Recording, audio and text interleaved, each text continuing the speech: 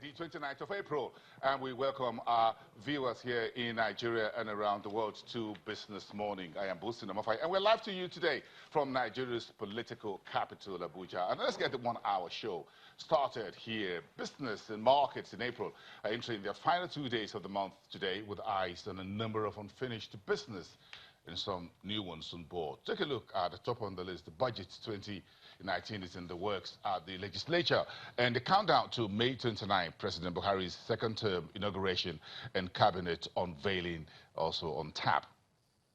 Meantime, Nigeria's Sovereign Investment Authority is set to release its full year 2018 financial statements of assets, investments, and returns, and that is scheduled for 2 o'clock later today in Abuja, here with a media briefing about the same time. Quite a lot there to learn from Nigeria's Sovereign Wealth Fund manager, the NSIA. And we're wrapping up the month of April. The Central Bank of Nigeria is team tomorrow in Lagos, the 38th, for its clean Naira note policy. The stakeholders meeting will be with banks and others within the financial marketplace to ensure that Naira notes are clean and how to replace old ones with new. Meeting with the bankers and others there tomorrow. The Central Bank is holding that. You'll be want to find out a bit of that later tomorrow. Meantime, business and markets still digesting the latest third quarter 2018 unemployment data. And the Central Bank April Purchasing Managers Index, a stronger reading at 57.5. Meantime, let's look ahead with the Central Bank's National Bankers Committee and NIPOST. They say they're pushing ahead with their plans for the new $6 billion initial capital National Microfinance Bank. And that's one big story we're focusing on for today, later on the program. Join us, stay with us for in about 20 minutes time. We'll talk more about that. What's breaking down the new National Microfinance Bank. Dr. Steve Ogidon is here to take us through all you need to know about the new National MFB. So the Statistics Office, or what we call the National Bureau of Statistics, at the weekend released Nigeria's third quarter 2018 state-by-state unemployment and underemployment numbers. Let's get some perspectives on the numbers with Paul Alaji, a senior economist at SPA Professionals, and is live to us here in our Abuja studios. Good morning, Paul. Thanks for coming through. We appreciate it. It's a Monday morning. It's a very busy business time for everyone, so we understand rushing in here to be part of this. So my first thing is, what's your take about this numbers? Yes, a bit of a look back, but again, it's very important to know where we were towards the end of last year as far as state-by-state unemployment and underemployment numbers are. What strikes you in those numbers released by NBS? Yeah, first I look at the states. The oil-rich state seems to have the highest number of unemployment.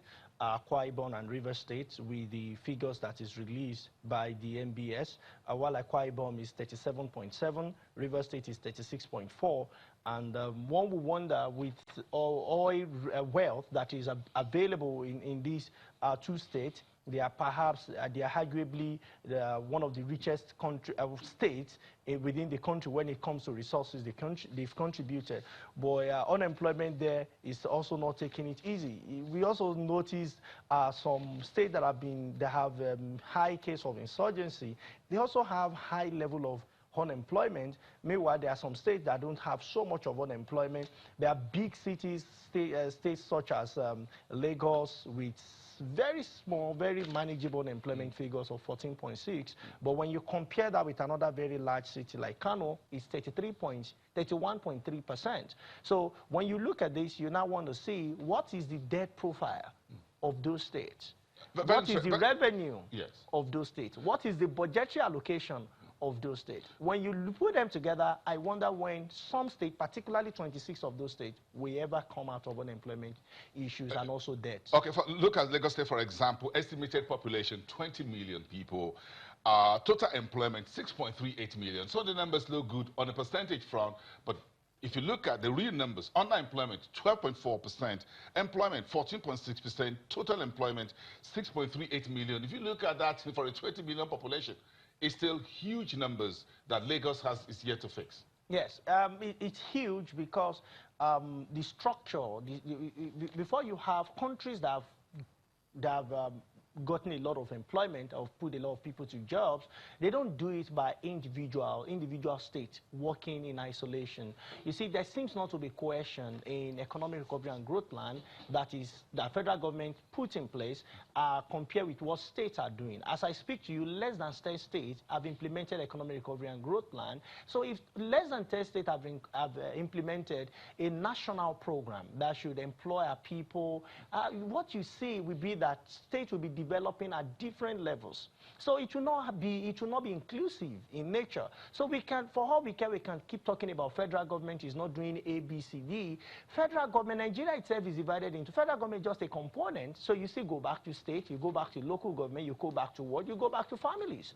So at the end of the day, you might not see that progress compared with activity that we hear in the news, we read in the newspaper, we watch on television, and we hear on radio, because there seems not to be that agreement between what federal government is doing and what state government is doing. Even under a political dispensation in which a number of state governments run under the pillar of the same party. Yes. And the buy-in into critical economic programs such as the ERGP becomes very difficult for them. Yes.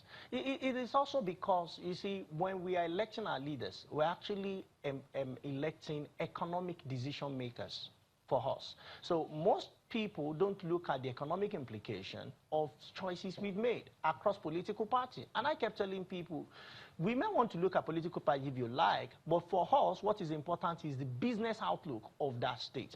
A lot of states with potentials. So because of time, if you look at Plateau State, for instance, where you have a lot of output, agricultural output, and you look at Benue State with huge unemployment figure and underemployment figures, so we start to wonder what is really wrong. What is not? We seem not to be connecting these states, and two states seem to have demonstrated something for us in the current dispensation, which is Lagos State and Kebbi State. Lagos State seems to have competitive cost advantage in tertiary, which is trade, and Kebbi State seems to have competitive cost advantage in agriculture. So when the two states traded together, how much the volume that they're doing now, that's one bad thing. We still don't have data of the volume, and to see how we can also encourage more trade between the numbers in Lagos and the farm in Kebbi. What stops Kano from having similar agreement with Benue? You know, when we have similar agreement between Sokoto and Imo, or Sokoto and Abia State, Anambra State, where you have Onitsha, those who can make leather shoes are there in Abia State. The leather that is required for these leather shoes are there in Sokoto. Then you see that we start seeing ourselves as one. So, our economy, connecting the economic dots. Yes, between the states. What happened is, instead of us exporting jobs, when we export leather from Sokoto, we send them to South Africa, or we send them to India or China. What you have done is that somebody will go and get employed, make them shoes in Italy, return them back to us in Nigeria. We're not going to export that. Let's do a bit more of this state break, maybe across the region. Look at the best and the laggards, as you've pointed them out. If you look at the laggards, we look at the states, largely as we saw in the numbers, the oil producing Niger Delta, Bayelsa, Akwa Ibom, Cross River, River State, and that. Then in the final, Kano and Borno State, some of these states saw their numbers go from single-digit unemployment to double digits. For example, Katsina and Zamfara State, yes, within a 12-month period, the figures moved significantly upward from single-digit unemployment to double-digit. So try to make this comparison. Some analysts say, well, it's not as simple as me just comparing them. But if you look at the states in the Niger Delta, if you look at the misery index, some of them also feature very badly. Yes. So what's the key problem here with the oil and gas producing states? First, it's the inclusiveness in oil exploration. If you look at the oil business itself, it does not require a lot of people to be in it. We've passed the bill on inclusiveness, that's local content bill. All of that are in place. But how many people do you really need to generate revenue from oil business? It's not a business that like agri, for instance, where you have agro-business includes a lot of people. You need manpower. Even when you have technology, you still need a lot of manpower to work on farms. Unlike what you have in oil and gas, purely machineries. So, and these machineries need to be trained. they need to be skilled. You don't just bring anybody to your rig and say they should start operating. So people in Niger Delta, more attention needs to be paid to them in terms of education. And if you are not educated, you are limited. Your mobility of labor is restricted to your area. But when you are skilled, you can go elsewhere. You can go to Lagos if you like. You can go to Kano if you like, and become more competitive. But do you think it's more difficult to create jobs in Niger Delta South because the farmlands where folks could do agriculture are almost all gone? It's a major... and some of the oil firms have moved offshore anyway, so they're left with the decadent environment, rivers, streams and water. Fishing is difficult, aqua business and other things. It's a major problem. So do you think this is because it's creating jobs in the Niger Delta, which is waterlogged, you get oil and gas, but again, the simple agriculture, they can't do it as much as you have in Oyo, Ondo, or other part of Kebbi. And if you check Oyo figure, it's only 10.3%. In terms of unemployment. Yeah, in terms of unemployment. So it's a major problem for Niger Delta, and that's why I mentioned government need to do more. Now, if you look at the what is the result of these figures for Niger Delta, if you want to do any project in Niger Delta, is private-driven or is government-driven, you see area boys come to you, community, when they've even organized themselves into community, people start beating up contractors and say, you must pay them. Because which option have we left them with in the real sense? Now, we should be careful for people not to have entitlement mentality, for, you know, I'm afraid we might be building an economy that wants to give without any sacrifice. That's the main fear I have now, where people wake up one morning and say, it's our right, what builds Nigeria, it's our right, it's our region. There's no doubt, there's no lie with that. But you also cannot get without giving equivalent in terms of sacrifice to it. So you see people that are skillful, people that are educated in Niger Delta, many of them are well-to-do in the society today. You see a lot of them because they come from relatively advantaged area. Why I think the federal government and state government should be focusing attention on in the Niger Delta region particularly is how do we educate these people? And also federal government to quickly implement the policy, I mean, the plan to see how they can clean up Niger Delta region from Ogoni to other regions so that people can go back. But for you, what resonates beyond the Niger Delta? In summary, what does the entire underemployment numbers, what does it really show? What it shows to me is that we don't have a structured economy. We have an economy that we take it the way it appears to us. Let's look at countries. India in the 70s and 80s was known for magical power. Quote and unquote shori as they call it in local parlance. China was known for fake products. Unemployment figure in the 60s and 70s in those period, 2 decades, it was crazier than what we have in Nigeria. South Africa was known for slavery. These countries have changed their stories. India today has single-digit unemployment because of technology and also producing solar using women whose component in the unemployment was the largest. China have gone manufacturing, and in fact, arguably the manufacturing hub of the world, the manufacturing center of the world. South Africa moved from slavery to an apartheid country, and it's working on itself. And you could see unemployment figure, even though the interest rate might be going high, it's still not having so much impact on South Africa. So what do you think? What do you think we need to do? Nigeria can change its story. That's the point. South Africa has changed their story. India changed their story. And China has changed their story. For me, the method of diversification is the main challenge we have. We are not diversifying to what we guarantee job across board. What we need to diversify is not from oil, which is primary, to agriculture, which is primary. I think Nigeria should diversify, in my opinion, to manufacturing or secondary.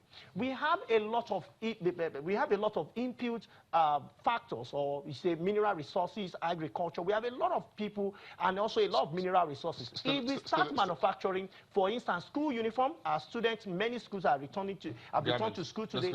So what you see is that many of them will buy so much imported fabric to put on our children that are going to school. The pencils they will use, they will be imported. You see, what guarantees job is the two of us. Your suit and my suit. The suit and my suit. Now you're costing. They are imported. Our ties are imported. Our microphone are imported. I'm not even sure if you are not imported, because if your name is Tokumbo, then you might also be given better and be imported. Thank you. It's nice to have you here this morning. Thank you so much. Strike a hit below the belt. We appreciate his time. Paul Alaje, senior economist at SPA Professional.